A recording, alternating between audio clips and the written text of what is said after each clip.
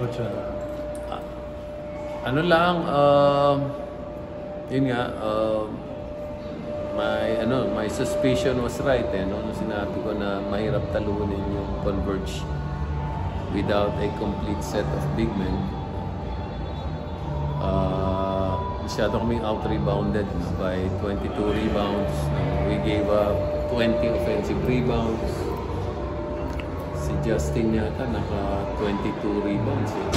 Si Arana naka 17.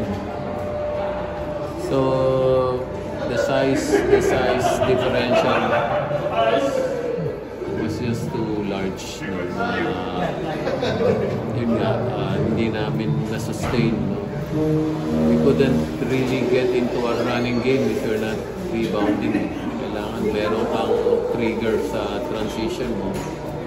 And they actually got into the running game because they were able to rebound. So you're only able to get into a running situation if you're getting rebounds, which we were not able to do. So kahit na gusto mong bilisan yung laro, wala ka rebound, hindi ka rin makakatakbo. But we're hoping that we can solve that next game namin. We're hoping we can complete the big men. Makapaglaro na nga si si Keith.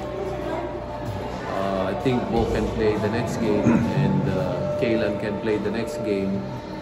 So we have enough bigs to, first of all, match up at the low post and then to get rebounds so we can trigger our running game.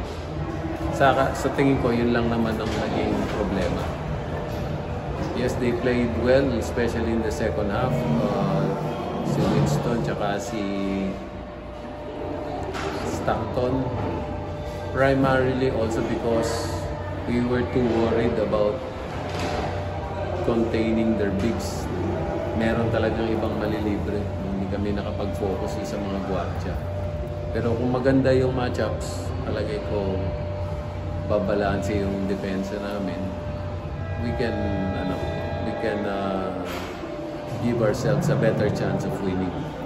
Pero nakaraan na to, we're looking forward to the next game where we can be complete. And we're 2-2. I think the magic number to get to the quarterfinals is 6 wins. So we have 7 games to go. 7 games to go. Pwede nang sabihin we're in the thick of the fight, and with our bigs healthy, I think we can give ourselves a fighting chance to make the quarterfinals. Quarterfinals muna natin isipin yung semis. Coach, thank you.